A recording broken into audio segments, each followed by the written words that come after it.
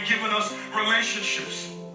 But as you live a little bit longer, and as you get a little bit older, you start to develop a new catalog that for those of us who have been living longer than 5 minutes, we can testify that from the same well of blessing that have come from our relationships has also come our greatest pain. Hey y'all, and welcome back to the channel. If you're new here, I'm Demi. So as y'all can see, we started the morning watching a good sermon. My husband and I, we were watching Pastor Philip Anthony Mitchell at the 2819 church, and the sermon was so good, y'all. It was about forgiveness. So watching the sermon about forgiveness, it brought me back to my own little forgiveness situation. So let's do a quick little story time real quick. So a few years ago, I kept getting this dream, right? And the Lord speaks to me through my dreams. And I had the same dream for like 2 or 3 nights in a row. And the dream was somebody trying to break into our home. So I had told my husband, I'm like, I feel like something is about to happen, like something negative is about to come our way. And I kid y'all not, literally the night before or that following day of the last dream that I got a phone call from someone like, hey, somebody in the family was talking like real crazy about you. Like not just crazy though, but like hurtful, wicked, like evil things, you know? And even though I had like warnings, it still hit me like a punch to the stomach. Like it was still like a type of moment. And my natural response hearing this, I'm hurt, I'm sad, I want to go off. I also want to put hands on this person. Oh my goodness, y'all know what Scorpio was like, I want to put my paws on them. That was exactly how I felt in that moment. But like I said, this was a few years ago. So me and this person, we didn't talk for a year. And I'm not gonna lie to y'all, throughout that year, I was still harboring a lot of like unforgiveness and just hurt and pain. And I just needed to heal from the situation. So after a year, we finally talked and words of forgiveness was spoken. We were able to communicate and just, you know, talk things out. So at that point, after that person expressed like everything that was going on in that time, we were able to both move on and start the healing journey, you know? Now in today's time, me and that person have been able to rebuild a relationship. Now that's not to say in all situations like this, you're gonna be able to rebuild. Sometimes you just have the forgiveness, heal, and then like there's just peace on both sides. But luckily, the Lord just put me in a place after that situation of being able to forgive. But with time going past, us both healing, we've been able to rebuild a relationship. So one of the main things that I learned about forgiveness isn't about that person. Forgiveness is for us. It takes so much energy to harbor negativity and to hold on to things. Most importantly, when we don't forgive people, the Lord can't forgive us, y'all. So if you harbor any unforgiveness towards somebody that did something to you, doesn't mean you guys have to be in relationship with one another. You forgiving is for you. So I just had to come in here and give y'all my little forgiveness story, because one of the main things that I feel like keeps us from Christ is unforgiveness.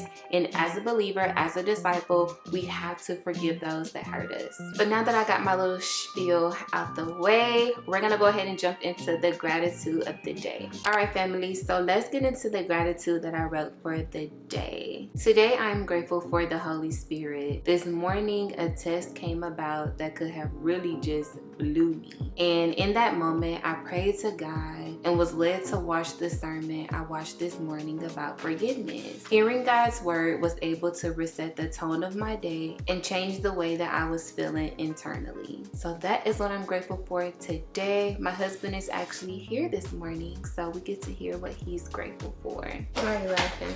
Cause Make sure you look at the eye. What's happening, everybody? I'm her husband, of course. I don't like the cameras and all of that, but it's a couple things I'm grateful for today. I'm laughing as she talking about us. I'll be getting on her nerves. Yeah, 2 things I'm grateful for. One thing is for everybody to end up hitting the subscribe button. I'll check out the video.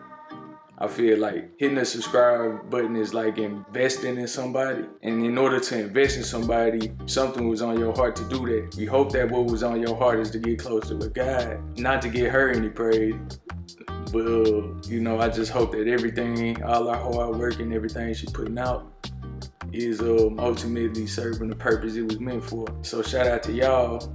And I'm grateful for you guys for tuning in and hope that you continue to do that day in, day out. Also, I'm grateful for knowing how it is to live in darkness, knowing how it is to be comfortable in sin, knowing how it is not to forgive somebody. That allows me to be merciful. That allows me to not judge the next person. That allows me to be able to forgive other people. And that's what I'm grateful for. Signing out. Nice talking to you. I don't know why I'm such a crybaby, because I just want to cry.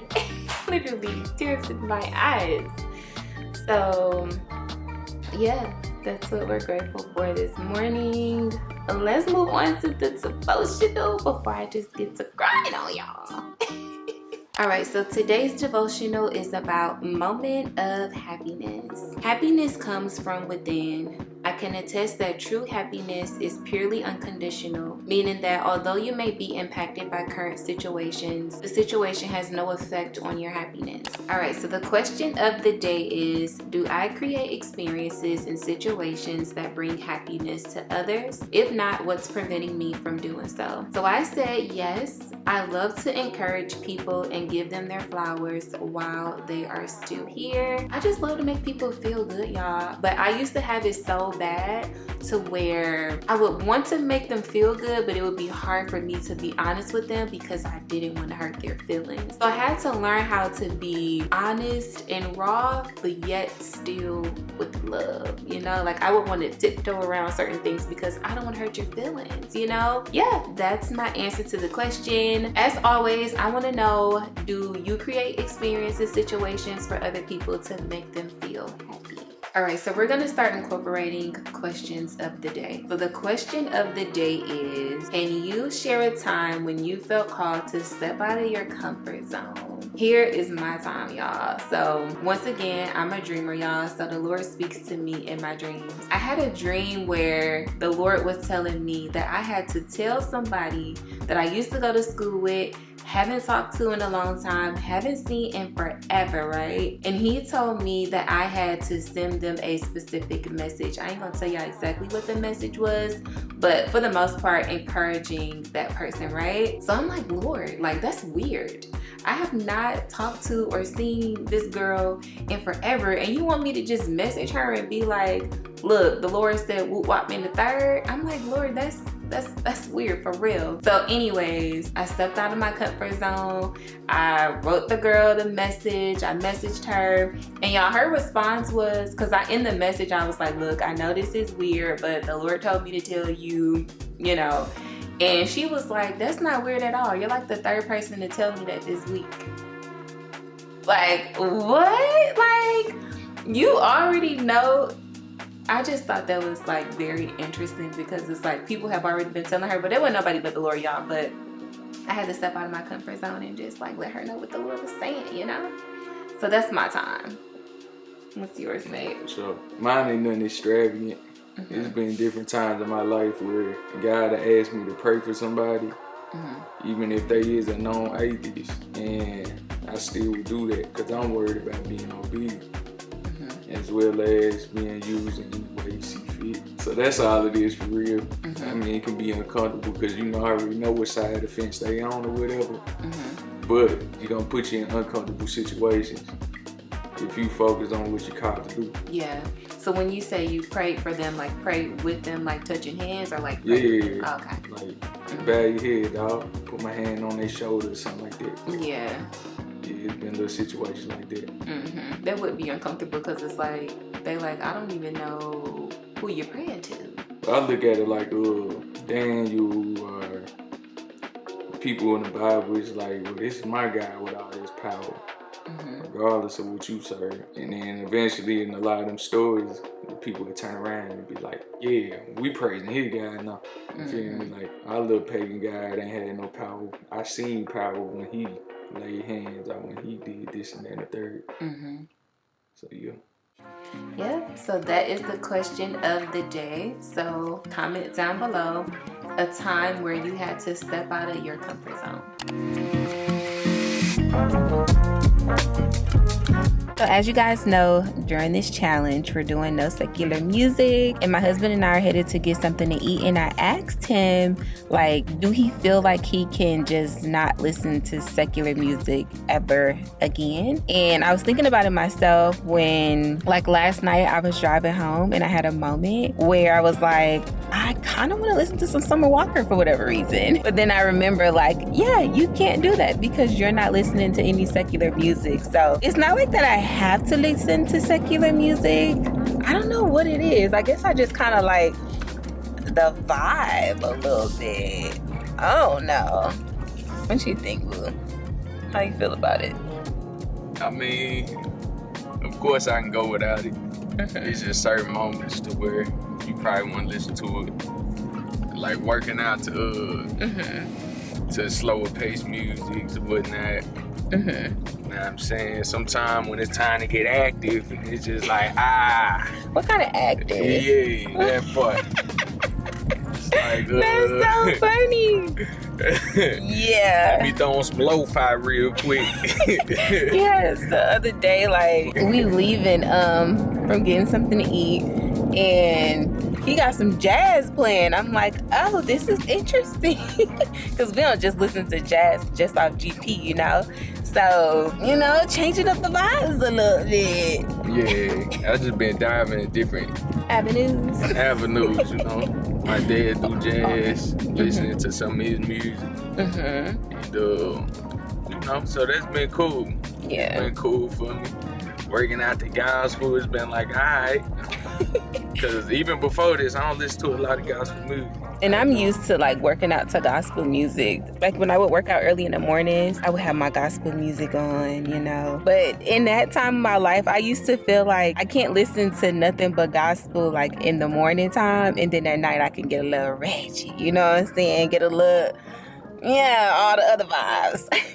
Why I was like that, I don't know, kind of weird, but yeah, it's definitely something to get used to. So if you're doing a challenge or wherever you are in your walk, do you feel like it would be hard for you to give up secular music forever, like never listen to it again? I feel like it would be somewhat hard, but I could definitely do it for sure. But we're about to grab something to eat. It's a gloomy Sunday, but you know, we still vibing. I kind of want to go by this store because I am a book reader, y'all. I love to read a good book, but the books that I would normally read, they kind of we're just gonna say less holy. So I want to find a good book throughout this time as well that I can just kind of put my phone down if I'm not editing or I'm working out or reading my Bible, just to like keep myself doing something different than just scrolling social media, you know. So we're gonna run by this bookstore, see what we can find, but in the meantime, we're about to grab something to eat.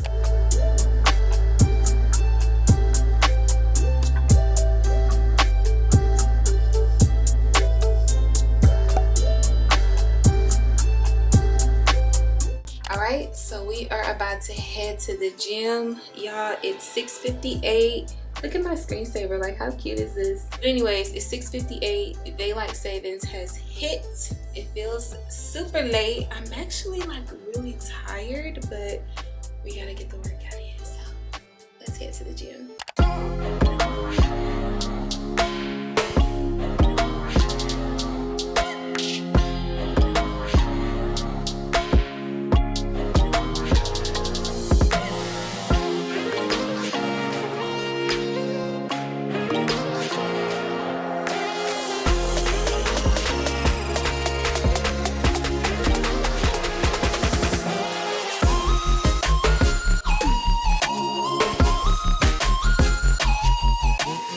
So literally had to cut the workout short, y'all. I don't know what it is about me, but I keep attracting these people where they come up to me, they ask me what my name is, they ask me if I'm from the area, they want to exchange numbers, exchange Instagram, social media. It's the weirdest thing, y'all, but they all seem like they have the same like tactic, aura. It's literally so weird. It just happened to me again. I'm finishing my hip thrust set, and it's like they will say like, oh, I like your shoes. What kind of shoes are those? Oh, or, oh, I like your leggings, where'd you get those from? Just something to make you be in conversation with them.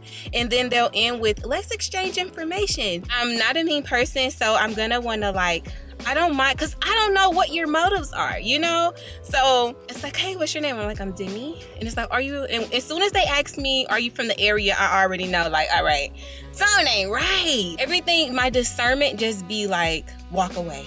Don't talk to them. Once it happens, once the engagement happens and once they start talking and I'm putting it together, I'm like, okay, something's weird about this. So yeah, had to end the workout. So headed home. Gonna take a shower and we gonna read. All right, change of plans. So before we actually get into the shower, we are going to read Matthew 12. Because I didn't upload for day 12 or 13, y'all know we got to catch up on the reading. So we're gonna go ahead and do that in today's video. All right, so Matthew 12 from verse 1 through 8 is where the disciples pick wheat on the Sabbath. And the Pharisees come at Jesus like, your disciples are doing what is unlawful on the Sabbath. And Jesus is basically telling them that you're condemning the innocent when something far much more greater than the Sabbath or them eating on the Sabbath is in your presence. Basically, the Son of Man is Lord of the Sabbath, and that's who I am. So verse 9 through 14 is where Jesus heals a man on the Sabbath. Once again, the Pharisees come at him. It's unlawful to do work on the Sabbath. Jesus gives a parable about a sheep falling into a pit, and he asks them, wouldn't you help that sheep out of the pit? How much more is a person's life valuable than a sheep? Basically saying you can still do good on the Sabbath. And because of that, the Pharisees are like, yeah, he gotta go. So they're plotting to kill Jesus. So from verse 15 through 21 is when Jesus is aware that the Pharisees are plotting to kill him. So he withdrew, he leaves, and a large crowd follows him. Basically from 15 to 21, they're just going over the prophecy that Isaiah had, and Jesus left because he knew that he had to fulfill that prophecy. But as he was leaving, people were following him, so he were healing them, but he did ask them not to tell anybody that he was doing this, All right, so from verse 17 through 37 is where the religious leaders accuse Jesus of getting his power from Satan. Jesus is healing a blind and mute man, and the Pharisees are like, only the prince of demons can do that. Jesus tells them, basically, how can I be Satan? Satan can't be divided against himself. What would be Satan's point of casting out demons if that's his job, is to kill, steal, and destroy? So why would he be casting out demons? Make it make sense. At that point, he goes on to talk about just having good fruit and how your heart is how you really feel. He says the mouth speaks what the heart is full of, and basically you are going to be judged. You're going to have to give an account for everything that comes out of your mouth. Okay, so from verse 38 to 45 is when the Pharisees and the teachers, now they want to sign. They want to sign that you the Messiah. And Jesus is like, no, y'all wicked, y'all adulterous. I'm not giving y'all a sign. The next sign y'all will see is when I spend 3 days and 3 nights and I'm resurrected, then you will know. And then from verse 43 to 45 is where he speaks about an impure spirit coming out of a person, and how when they're casted out, they roam around, they're looking for someone else to get into, and if they can't come back, they're gonna come back to the person that they came from. But this time they're gonna bring 7 more wicked spirits.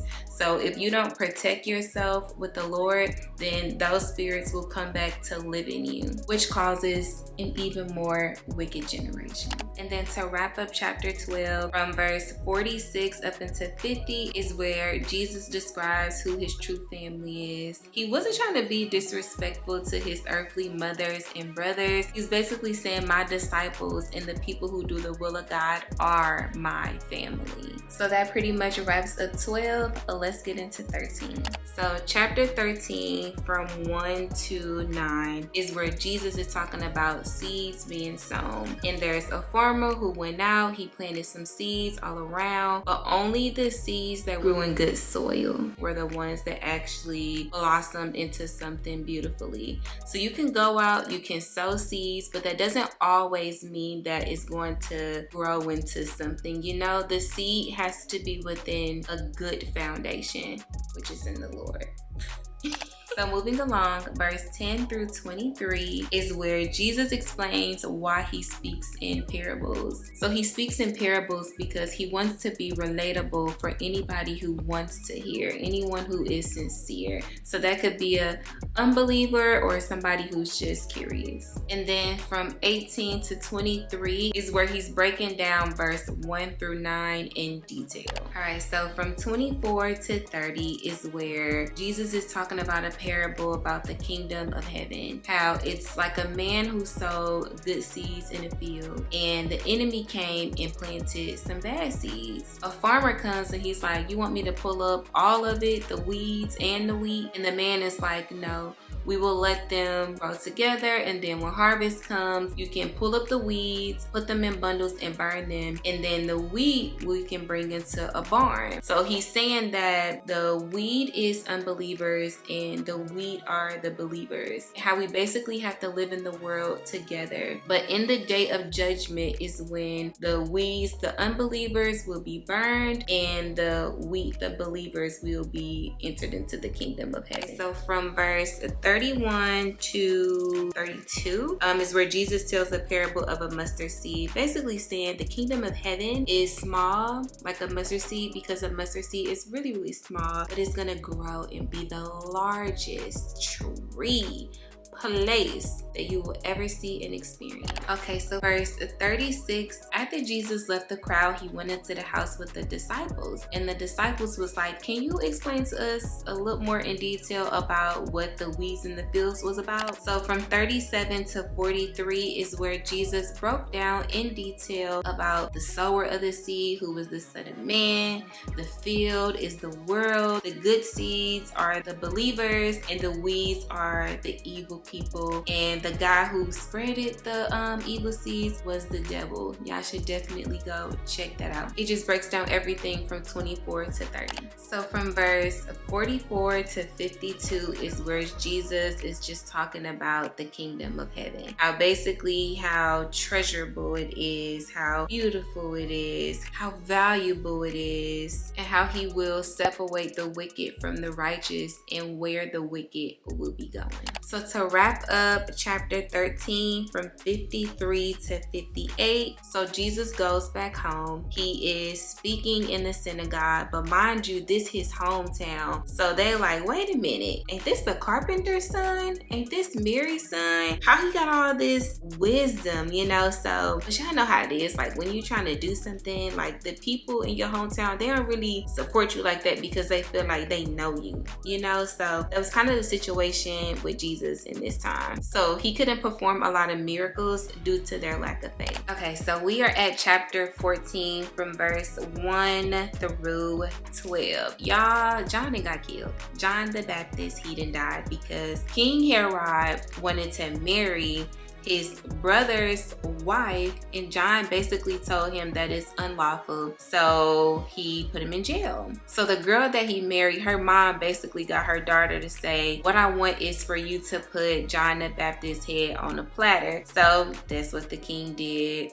chopped John's head off and gave it to the lady, and she gave it to her mom, and John the Baptist died, y'all. So then John's disciples, they took his body and then they went and told Jesus about it. From verse 13 to 21 is where Jesus feeds the 5,000. So he's heard about what happened to John. He tries to go into solitary, and the crowd is still following him. So even though he's mourning, he still has compassion for these people. So the disciples are like, we need to send these people away. And Jesus is like, they do not need to go away. You give them something to eat. So he takes 5 loaves of bread and 2 fish, and he feeds 5,000 people. So to pretty much wrap up chapter 14, verse 22 is where Jesus walks on water. We are all familiar about Jesus walking on water. And if you are not, you are a new believer. Hey girl, welcome to the kingdom. So Jesus sent his disciples on a boat. He goes up on a mountainside to pray. And by this time, they're in the boat. They got far away. Shortly before dawn, Jesus went out and he gets to walking on water. So the disciples see him, they get terrified. They like, it's a ghost. And Jesus like, it's just me. So Peter, one of the disciples, he's like, if it's you, tell me to come walk on water with you. And Jesus is like, come. So for a minute, Peter walking on the water, and then all of a sudden he starts to doubt. Because of that, he starts to sink. Peter is like, Lord, save me. So Jesus said, you a little faith, why did you doubt? So to wrap up, from 34 to 36, they make it to the land where they were headed. People are coming up to Jesus. The people then brought all they sick people. They begging him to heal them. They touching the edge of his cloak, and the people that were touching it, they were healed because of their faith. So that wraps up 12, 13, and 14, which were really good. So if you are reading along, let me know what you felt about the 3 chapters, what stood out to you. But that wraps up this video. I really hope you enjoyed it. Be sure to like, comment, and subscribe. And don't forget to hit the bell so you guys are notified when your girl posts. See you in the next one.